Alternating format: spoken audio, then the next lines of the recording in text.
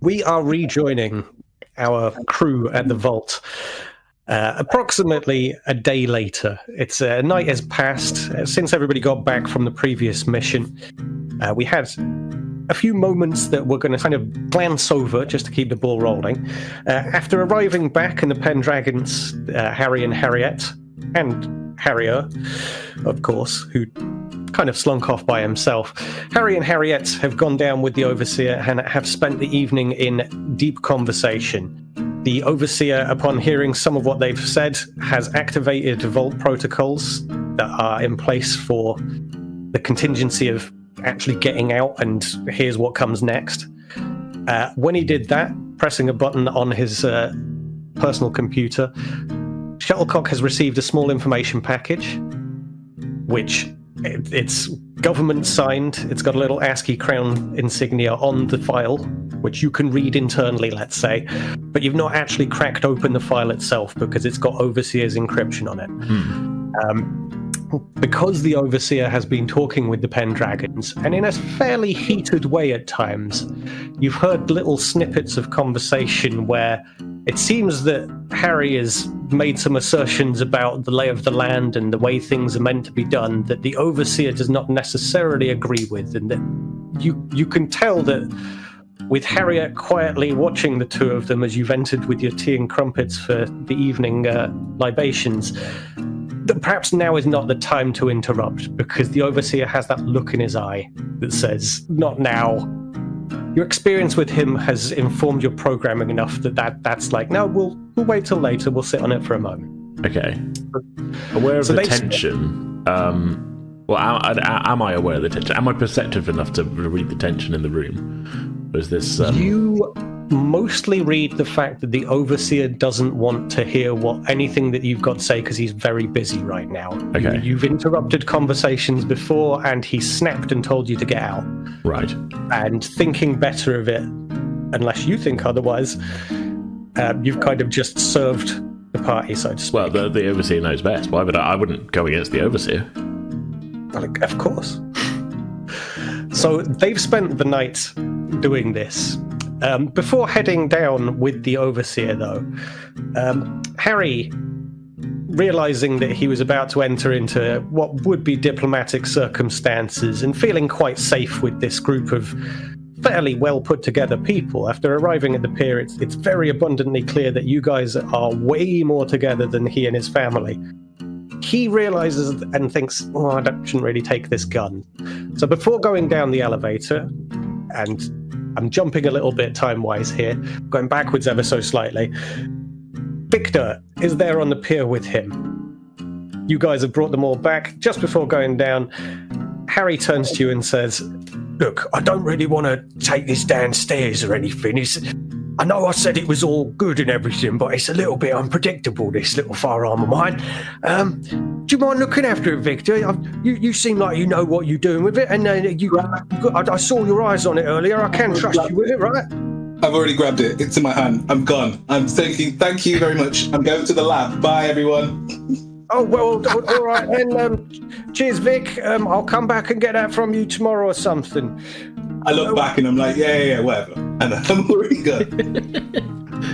And with that, Harry, Harriet, and the Overseer go downstairs and have their little heated conversation while Shuttlecock gets on with, serving trumpets and such. That was very much a drive-by. Yeah, I'll look after it. I literally did not hear anything Harry said. You were just like, oh, gun, yes. It's a full-blown Looney Tunes. The outline of the item is still in the guy's hand as he looks down. Oh, that's brilliant. With Victor having slunk off rapidly, are you heading back to your lab? I'm heading back. Oh wait, hold on. I'm just thinking about this. Yeah, no, nothing is. No, there isn't actually anything I'm thinking of. I'm thinking about gun and opening up gun so I can look at gun and then do more stuff with gun. Okay, with you scurrying off, left on the pier after this scene is Percy with Sally Smiles, who has been helping on the boat. On the way back, you've recounted events, and Sally, being a friendly sort, has got a look of concern on her face after hearing the description of the fight and how close Percy came to actually taking damage. And she's... While you've been there standing watching the events with Victor and the Overseer and the Pendragons, Sally's wandered off and come back over to you. And as Victor's wandering off into the background, she starts yanking on your jacket, saying, "Percy, we've got to do something about this. This jacket's far too flimsy. With what you described of those daddy things, I'm going to feel a lot better the next time you go out if you get yourself some proper protection.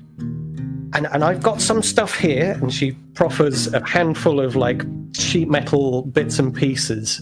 "I've got some other stuff over in the shack there. You and me, I think, should work on some protection for you for next time." What you mean? Oh, okay. So you think I should make myself? You think I should make myself more like a robot with legs? Well, less. When I go out. I mean, Shuttlecock's nice and all, but we don't need another one of him around here, do we? No, we really don't. No, I was thinking more just something so that you won't get sliced to ribbons. You know, because this leather jacket of yours, I know you're attached to it and all, but, well I'm getting quite... no, and you can see she's getting a little bit flustered. It's like, look, just do something to help yourself out, all right? All right, Sally. We'll make it look like... I'll try and make it look nice and everything. Like, I read books about these guys called knights in the past. Did you read that book that was down in the vault? It was about these... They had a round table. Did you read that one? The Legend of King Arthur, yes. Oh, that's the one. There were some drawings in there, and I've got some ideas. Okay. Well, I'm happy to give it a go. I mean, in fairness, you are right. It is dangerous out there, and this isn't exactly built to withstand strikes and slashes. So maybe making kind of pauldron-y type things for my arms, maybe something to cover the jacket, some chest armour, something. Yeah, I'm sure there's something in it. I'll do it. Perfect. I'll do it. Okay, right. Well, you come over here then, and I'm not going to keep you up all night, but I've got some good rest on the boat myself. I think I can get this ready for you pretty quick if we just work together. Sounds like a good evening. Let's do it.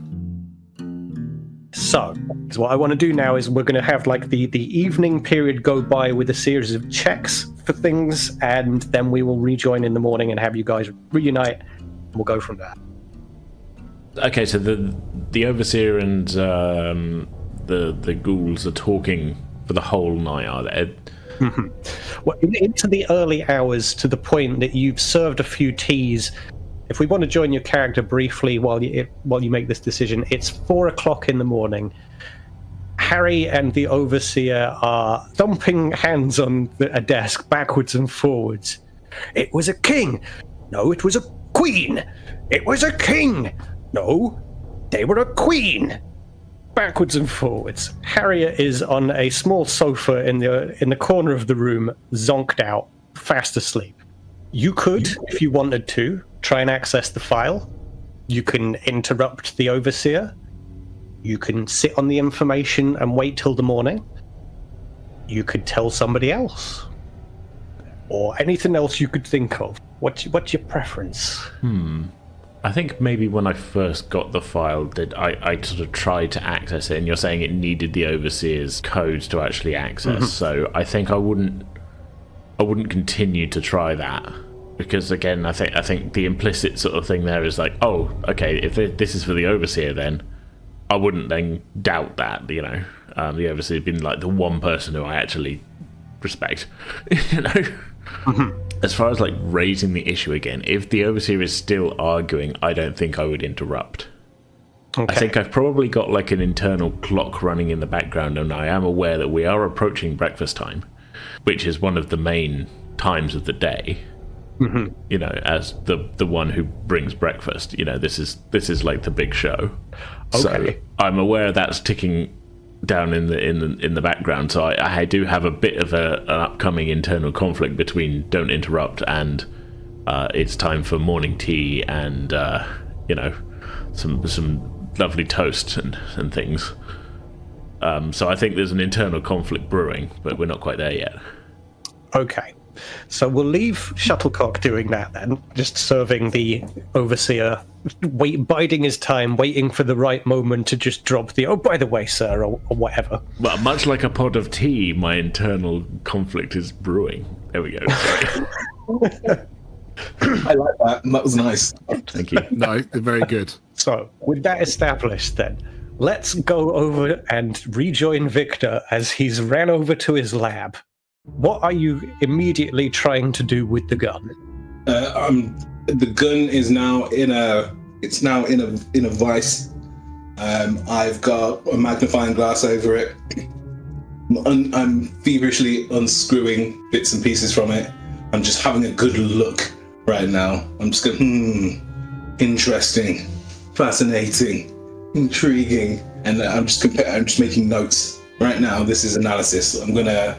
Because eventually I'm going to want to break this down and turn it into a sniper rifle. So right now, just doing some analysis, making some notes, and maybe drawing up some plans for some bits and pieces. And also, I think Victor, for as long as I'm allowed to be, it's going to just be in weapon making mode. Okay.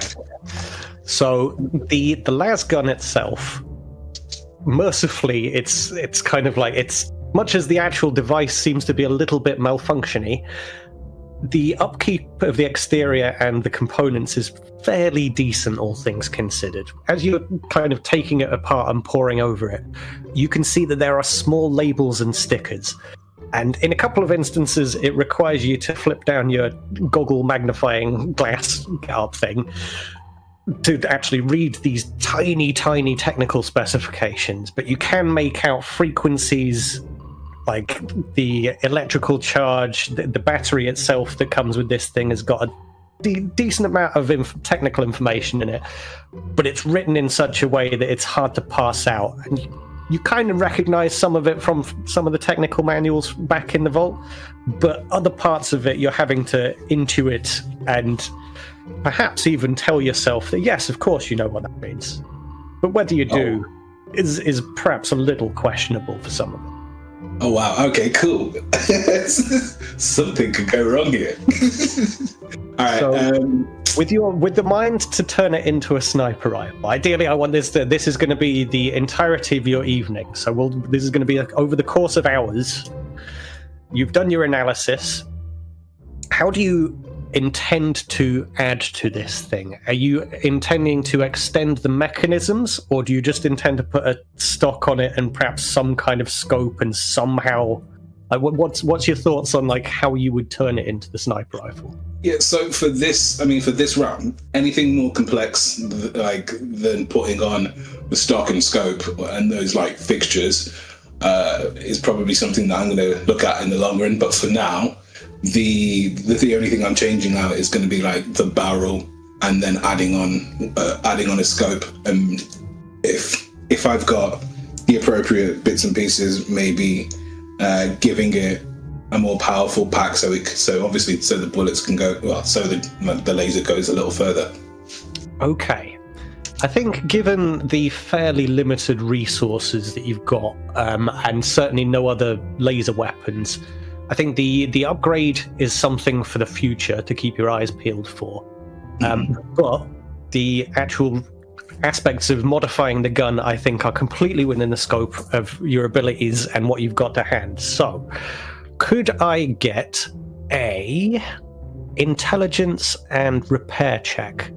And it's going to be difficulty 2 because we are modifying something that ostensibly it's got a few guide rails and things on it, but these are meant for like officially compatible components. You're jury rigging something and trying to sort of slot some rapidly welded metal pieces that you've put together into this thing. So let's get that roll and see how successful you are. So my intelligence is 10.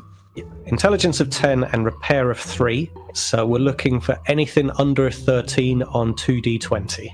Ooh, yes. 2 successes. Perfect. So you have successfully modified the lasgun. It has now got a nice shoulder stock.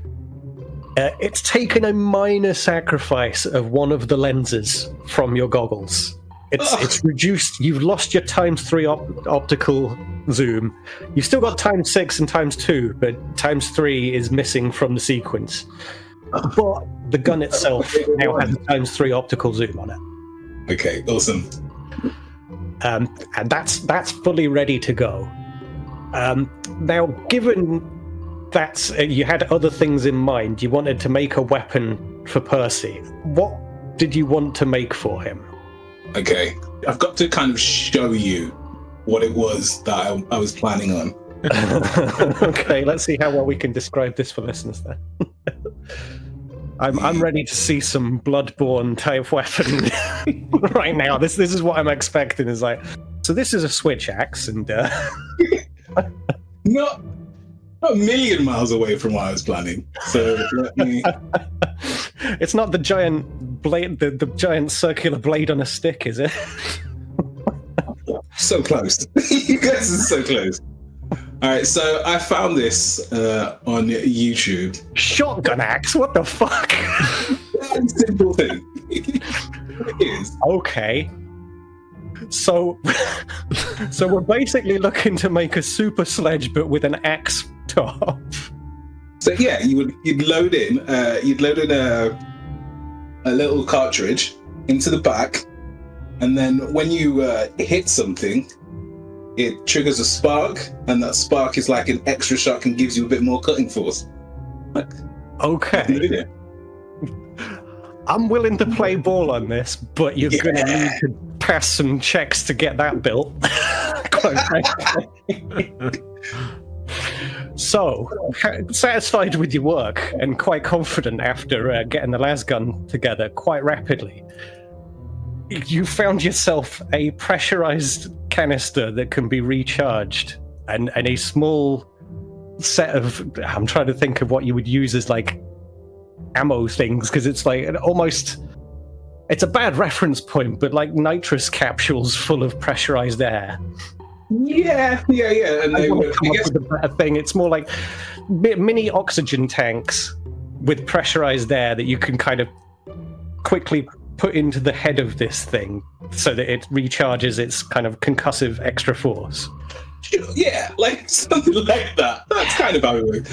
And I mean, I feel like this is a terrifying weapon to use generally. I'm just like, swing a big heavy thing is one thing, but then to feel like it might actually bounce back on you with a lot of force is like, oh, damn.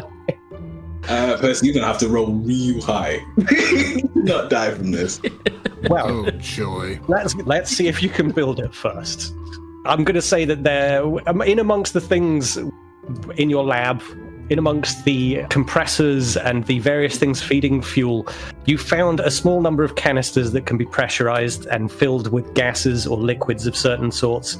And you've got your theory that you can load that up with pressurized air. You found a very quick snapping valve that you're going to be able to apply to which this weapon as like that's the thing that releases the pressure and then quickly snaps back off again. And you've got a little trigger that you think maybe if you put it on the handle of this thing as you swing, if you press the trigger at the right time, you'd add extra concussive force. So with all your ideas in mind, and with the previous one having gone very well, we're going to do another difficulty 2, repair and intelligence here, and see how this goes. Oh boy. Okay, let's try this again then, shall we? A critical failure and a critical success. Yes. So, Well, that creates an interesting circumstance.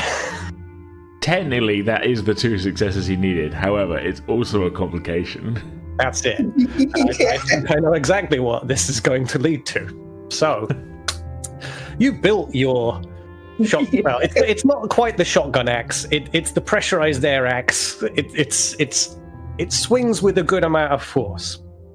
You've put it all together, and as far as you're concerned, it's hunky-dory. This looks fine.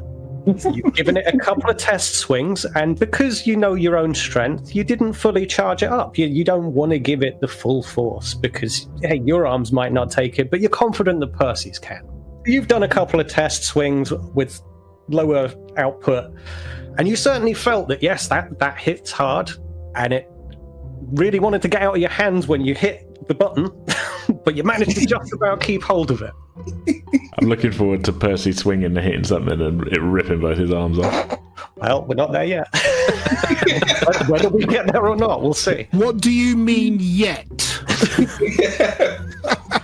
We're not yet at the moment when you're swinging the thing. That's all I'm alluding to. So, just carry on. Just to wrap things with Victor, then. So you've managed to make this, and it's the early hours. Just for convenience of storytelling and syncing things up, it's about 4:00 in the morning when you've managed to do this. And it would be fair to say that your final test swing certainly hit with that extra force, and you hit a piece of metal. You didn't do it down in your lab. You didn't want to break anything, so you kind of went out into the open outside the ballroom, and you kind of hit the ground just to see, and it made a hell of a noise. And it's fair to say that it's 4:00 in the morning, and a fair number of folks that are sleeping on the pier heard that.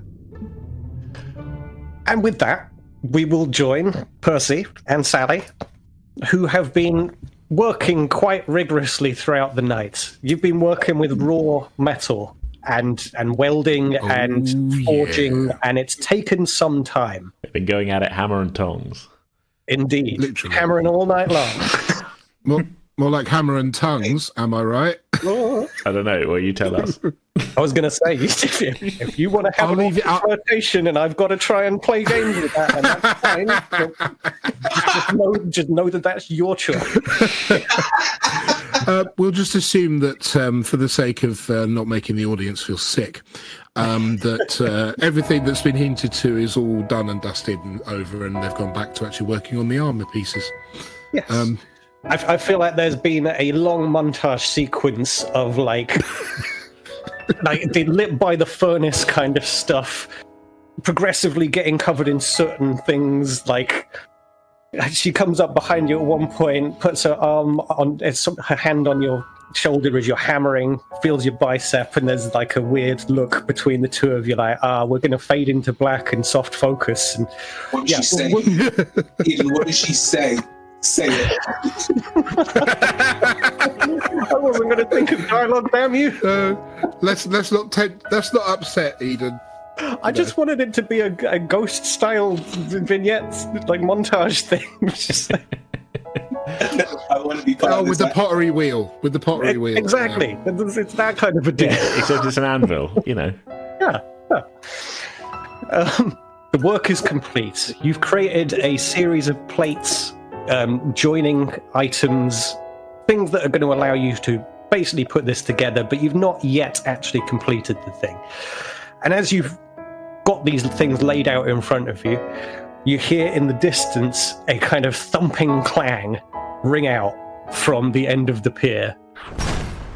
Knowing who is the only person that lives at the end of the pier, you can think what you will of that.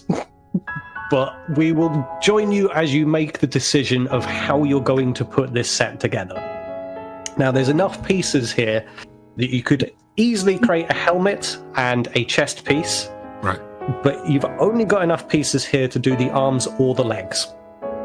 What's your preference for arms or legs? And do you care about a helmet? I don't think there's much of a need for a helmet, realistically. Obviously, a helmet would be handy if I'm at risk of taking impact to the head, but from what we've seen in the last couple of outings we've taken, there's not really much of a ballistic-based threat out there that we've come across at the very least. So I think for Percy, he's thinking better to keep the chest protected and then maybe have some plating on the arms, because if it comes to anything that's kind of close quarters or things trying to take a swing at him, the armour is there to stop his arms being shattered as a result. So I think I'm going to go for chest piece and pauldron style arm guards.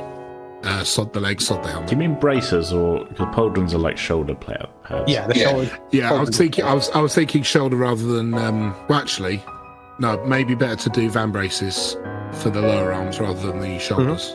Unless I'm able to do both, because I've not done anything for a helmet. Technically, that's arms all over.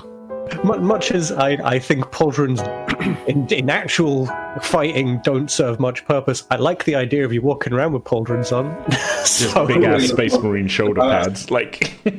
Yeah. So if you want those, as I said, given no helmet was made, I think we can justify, like, the two plates that would have been knocked into the shape of the helmet can be instead knocked into the shape of pauldrons. Yeah. They don't have to be massively, ridiculously huge, extending things, but enough there that there is protection if I do go over. Yeah. Okay. Sally's given you a hand with the actual, like, making the sheets, but you can see that, like, she's a bit weary, and she says to you, "Look, Percy, I'm happy to have helped, and I'm glad that you agreed in the end. It's silly to be going out there without protection, but I need to hit the hay. I'm so tired. You put it all together, and then, I don't know, come and join me if you want, but I'm going to go down and get some kip." And she kind of waves off and wanders off with a real slump in her walk and just exhaustion about her. Can you give me a repair and intelligence again, because we have the components? Difficulty 2, because you're not an armourer, but you have got the pieces in front of you. There's a logic to what the two of you worked on, but the question is, can you put it together and get it right? Okay. Well, luck is with you, because you got 2 successes and one of them is a critical. So, principally, 3 successes then. 3 successes, indeed. With 3 successes, that earns you an action point. And I'm going to say that the armor you've created is a flat +1, so that brings your defense up to 2. I'm going to give you the choice. Do you want to keep your point, or do you want to have me modify the armor and give you a slight buff to the armor, because that's what you were working on when you got the point? Go with the buff. Okay. So you've managed to put this together in a way that has surprised even you. The two of you and Sally, have made an incredibly good team putting together these pieces of armor, and as you slide each piece in and you sort of put the bolts in place to create the joints and what have you, it is just perfect. And when you slide the body piece over your body, it feels weightless. As much as it's quite a heavy piece of armor, the way that it's all kind of like jointed and everything allows it to flow and move surprisingly well. So I'm going to give you a +1 to your agility on that, just because not only are you heavily armored now, and thus can sort of throw yourself with a bit of extra weight if you've got sort of like a charge of speed, you don't have to have some extra momentum, but you're also now quite well protected with it. So that worked out very nicely for you there. Indeed. Nice, thank you very much. Okay, so with everybody having gotten their bits and pieces sorted, wink, wink, with all that established, we will now rejoin Shuttlecock as he is entering the room with the Overseer and Harry still going at it. They've changed on from talking about kings and queens to it was socialist, it was democratic, it was socialist, it was democratic. And as you're floating in and they're going off like that, there's just a... Your sensors and what have you are quite sensitive. You can feel an ever so slight vibration in the entire vault. And a small, tiny amount of dust kind of falls off of one of the ledges nearby. And the Overseer stops and goes, "Oh, what the devil was that? Something about..." And he looks up to the wall and sees the clock and he goes, "It's 4 o'clock in the bloody morning. We've been arguing politics. Oh, Harry, we've been throwing the night away. I need some rest. Breakfast will be served shortly, and Shuttlecock's impossible to break his routines. He'll be coming in with the tea and crumpets in 3 hours or so, and there'll be no telling him not to. 2 hours 57, sir. Yes, whatever. We need some rest. Harry, go. There's a couple of empty rooms. A few of our less fortunate residents some time ago departed, and well, Shuttlecock can take you to those. I'm going to quickly put my head down. Shuttlecock, if you will, please take Harry and Harriet to some lodgings. Of course, sir. Would you like me to bring you your slippers first? No. I'll sort myself out. No need to bring me the nightcap or anything. I'll get that myself this time. You get that done and then head to your charging station. We might have a busy day ahead tomorrow. As you wish, sir. And with that, he wanders off into his little side room, which you know to be his living quarters. And Harry wanders over to Harriet, gives her a little nudge. Darling, it's time to go to bed. I already am asleep. What are you talking about? No, actual beds. They've got beds for us. An actual bed? You mean I don't have to lay out the leaves again? No, an actual bed. We found it. It's civilization. We can put all that behind us now. Oh, come on. And he helps her to her feet. All right. Was it Shuttlecock? Did I hear that right? I think I kind of narrow my sense eye at him and don't say anything and just sort of turn and lead the way. And we can have them, unless you want to interject with any questions or anything like that, we can have you lead them off to bed. They'll settle down and you can wander off to your charge station, unless there's something you want to do. Yeah, I think I maybe have been kind of snatching little bits of charge throughout the night as it's approached breakfast time, and the moral quandary of do I interrupt this argument? Do I put the kettle on? The two immovable forces that are battling within me. I mean, literally, because the kettle's inside me. I've got Robocop Prime Directive kind of yeah, exactly. Must brew tea. Yes. Must also charge. No. Yeah. So I have been, I think, snatching little bits of charge throughout the night, just so I was ready for no matter what the situation called for. So I'm not fully out of charge at all or anything. Mm-hmm. But I think the overseer did tell me I should go to my charging point, so of course I'm going to do that. Okay. Well, it's early in the morning as everybody finally gets their heads down then. But we'll have some time pass. And for the sake of everybody being refreshed, and given yesterday was quite a busy day, Overseer's not going to wake anybody up himself, him being quite likely to have a lay-in. We'll rejoin you guys at about 10 a.m., thereabouts. Who thinks they might be the first one up? And I suppose... I probably know the answer, actually. Shuttlecock, are you still on schedule? Are you... Well, of course. The toast is ready and the tea is steaming at 7 o'clock on the dot.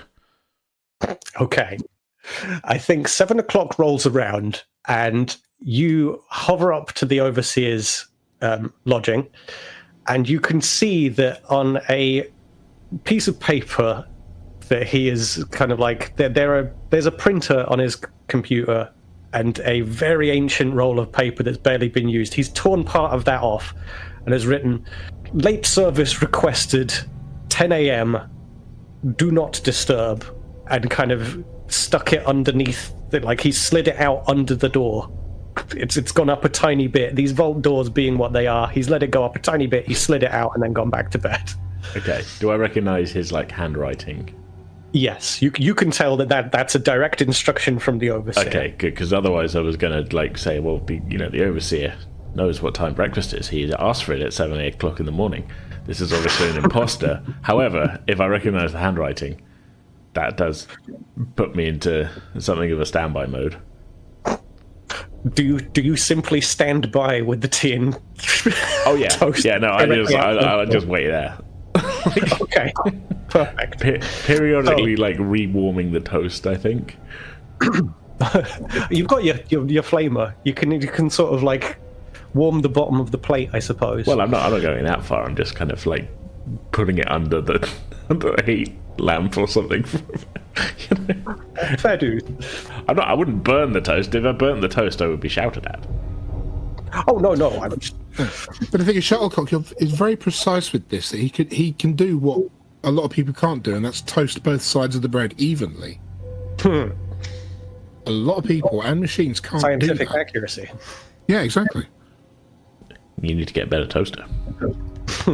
So we've got Shuttlecock hovering outside with some overdue toast, let's say. If there was butter on it, then it's re-solidified and pulled and re-solidified and pulled a couple of times at this point. I think the tea is fresh, though. I think. This is perhaps, I don't know. You being a British Mr. Handy, is tea, like, can you brew tea within yourself? You have a boiler. Yeah. Well, yeah, this is the UK model of Mr. Handy, which had, you know, It's a built-in kettle. yes. So can I ask another quick question? What's the status of something like sugar? Is sugar still available in this world? I don't think so. I think that as best as the Vault has been able to do is that there have been chemical byproducts from some of the things that you've fished out. Like one of the plans put in place, because you've got your tea growing room. There's a real effort put into this. I think that the sugar is covered by like artificial sweeteners derived from fish and plant matter. Like a high fructose corn syrup. Yeah. Whether it actually tastes like sugar that you and I would recognize is perhaps here and there on that one. But your characters recognize this as sweetener, sugar. This is the good stuff. You want to make sure you got some of that in your tea, because otherwise, it's intolerable. Sugar is a key ingredient of making gunpowder explosive. So just to note, I can't do anything with that. So all right, fine. There's chemical compounds, there's things. We'll figure out something if you need to blow something up later on. There's always a way. I'm sure I've got a pot of like some glycerol hanging around, so I can make nitroglycerol whenever I need to. Yeah, we're good. Don't worry about it. That was for something else I was thinking of down the line. Don't worry. Okie doke. So, 10 o'clock has rolled around, and Shuttlecock, it's finally time. The Overseer's orders have now worn off, so to speak. You're allowed to serve breakfast at long last. It's been itching at you for hours. The instant it hits 10 o'clock, I knock on the door.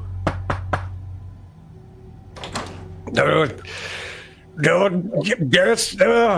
Oh, God, it's morning already. Come in. Good morning, sir. I've brought you breakfast, and I took the liberty of providing a couple of capsules here of anti-radiation medicine. You did take quite a long time sat near those hideous radioactive individuals that we brought into the vault last night. I would hate for you to get sick from that. That's a very fair point, Shuttlecock, and very cautious of you to do so. Good that you have my health in mind. It seems that the protocols are holding up very nicely. I have a message for you, sir, as well. Oh? A message? Who from? I don't know.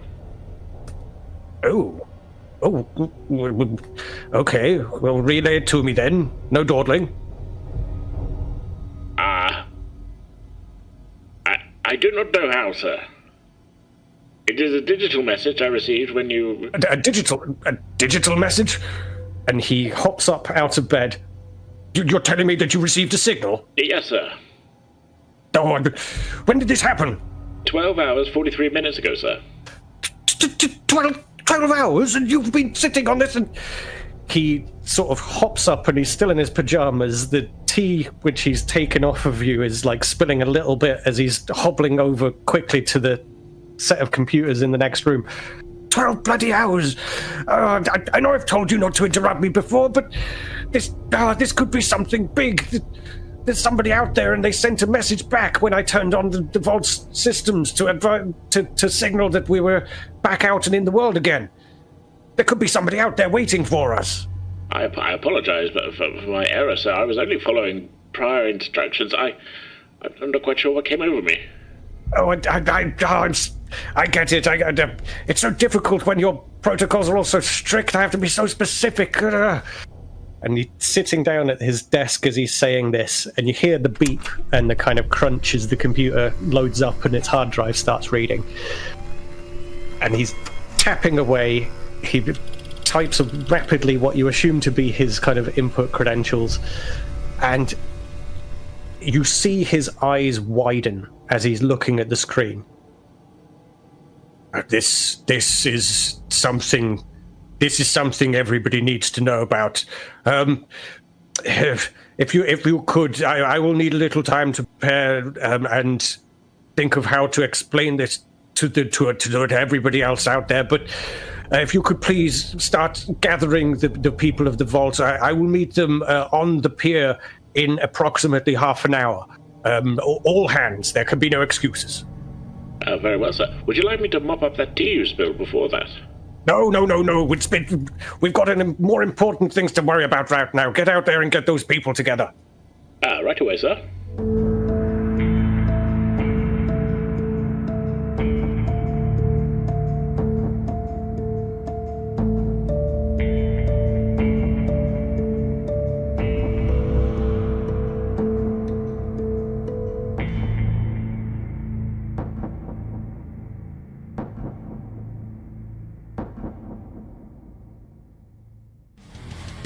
Alright, that's going to do it for this episode. We'll be back in 2 weeks' time on Thursday the 20th of August for the next chapter of Vault Theta, and we hope you'll all join us for that.